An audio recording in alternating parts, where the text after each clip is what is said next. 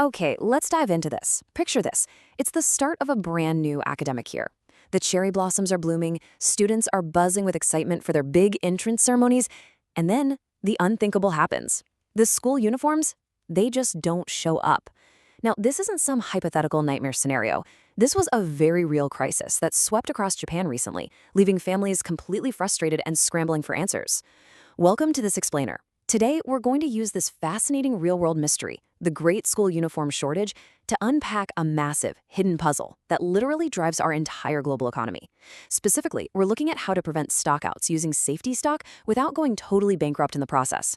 By the end of this, you'll see exactly how mathematical precision can save the day. So when the crisis hit, the president of one uniform sales company came out and offered this multi-layered excuse. They said, orders exceeded forecasts, logistics were delayed by COVID, and the delivery of parts like fabrics and buttons was late. I mean, when you hear that, it almost sounds like the perfect storm, right? Like nobody could have seen it coming. But what we are really looking at here is a textbook cascade of supply chain failures. It's the real-world consequence of a system stretched entirely too thin. When a student doesn't get their uniform, it's not just a simple business error. It's a deeply personal disruption caused by invisible logistical gears grinding to a sudden catastrophic halt. Now, what's really interesting about this slide is how these compounding factors caused the traditional zero inventory approach to just completely break down. The uniform industry has actually been struggling with a long-term decline in overall demand, mostly due to falling birth rates. Because of this, manufacturers were absolutely terrified of holding on to excess stock. But then, you layer on unpredictable demand spikes for specific sizes, global COVID-19 logistics delays, and late arrivals for things as simple as buttons. And the fatal blow? That incredibly short delivery window. In Japan, the time between a school's admission announcement and the actual ceremony is incredibly brief. We're talking just a few weeks. Manufacturers were trying to thread a needle while riding a roller coaster. They were running so close to the wire that a single minor delay completely shattered their ability to deliver on time. So here is our roadmap for today. We've touched on the uniform shortage, but next we'll explore the inventory dilemma, how to actually calculate safety stock, shift our focus to global supply chain trends, and finally, look at modern production scheduling solutions.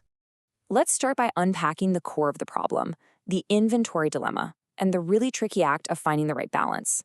Finding the perfect balance between too much and too little is notoriously difficult. It's a real Goldilocks situation. On one side, we have zero inventory.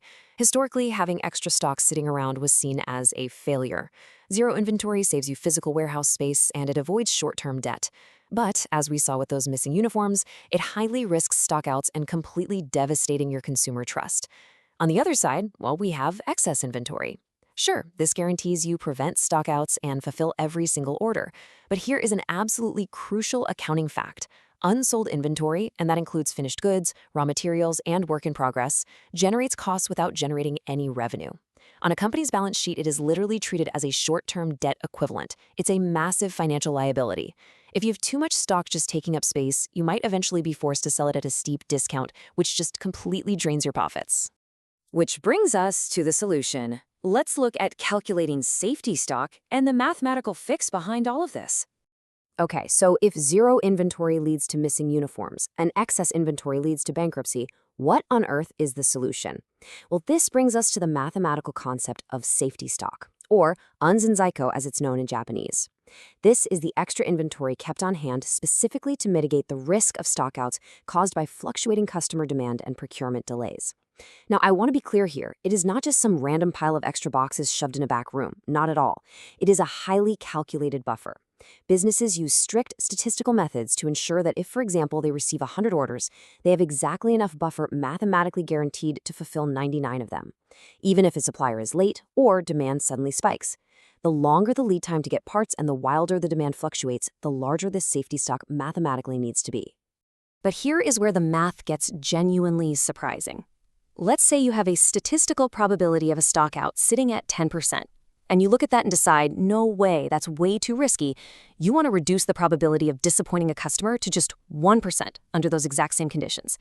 Well, you don't just add a little bit of extra inventory. Actually, because of how standard deviation and statistical distributions work, to drop that risk from 10% to 1%, you must roughly double your safety stock.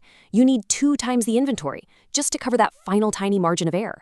It requires a really significant financial commitment just to guarantee that nearly every single customer gets what they ordered. Now, let's pull back the lens a bit and look at global supply chain shifts. This is where this becomes a true macro concept. Let's zoom out from the school uniform crisis for a second, because this highly specific mathematical challenge doesn't just apply to clothing manufacturers, it applies to the entire modern global economy. The way the whole world thinks about that mathematical buffer is changing rapidly. Just look at this quote from a major auto parts manufacturer. "It is better to have excess inventory than to delay delivery." And this brilliantly illustrates the massive paradigm shift we're seeing. For decades, the entire manufacturing world was utterly obsessed with extreme IT efficiency, trimming away every single piece of excess fat to boost profits. But today, major industrial players are publicly stating they would much rather take on the financial liability of holding buffer stock than risk the catastrophic failure of a stockout.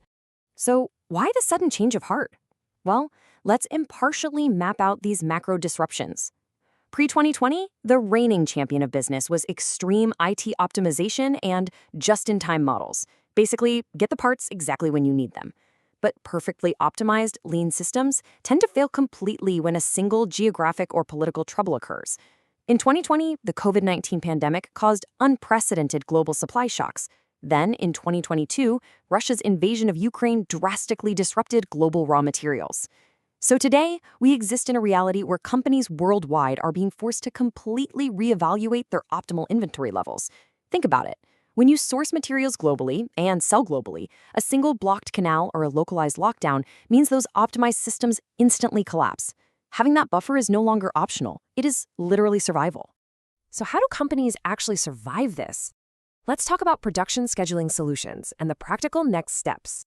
Understanding the math of safety stock is one thing, but how do manufacturers actually implement these changes in their day-to-day operations to stay competitive? Well, the most competitive businesses are actively responding with 3 very actionable steps. Step 1, they are reevaluating optimal inventory levels, specifically baking these global risks directly into their statistical models. Step 2, they are implementing advanced production schedulers. Managing this incredibly delicate balance of inventory and unpredictable delays is just way too complex for human guesswork now. So businesses are adopting specialized scheduling software to dynamically control inventory and production flows. And step 3, they are aggressively working to shorten overall production lead times. By using data and digital tools to reduce the time it takes to go from raw material to a finished product, you inherently reduce the amount of safety stock you mathematically need to hold. Adopting these steps is exactly how modern businesses gain an edge in a highly volatile market. Which leaves us with this final critical question for you to ponder. What is your optimal inventory level? Whether you are manufacturing auto parts, selling school uniforms, or really managing any operation that relies on physical goods, the old rules of absolute zero inventory are dead. To prevent stockouts and protect your brand's trust, you have to master the art of safety stock. It's a mathematical tightrope walk between the cost of holding goods and the cost of failing your customer. I hope this explainer gave you a much clearer lens into the actual mechanics of global supply chains. Next time you're at the store, think about the incredible buffers and calculations that impact the products you buy every day. Thanks for joining me, and keep questioning how the systems around you actually work.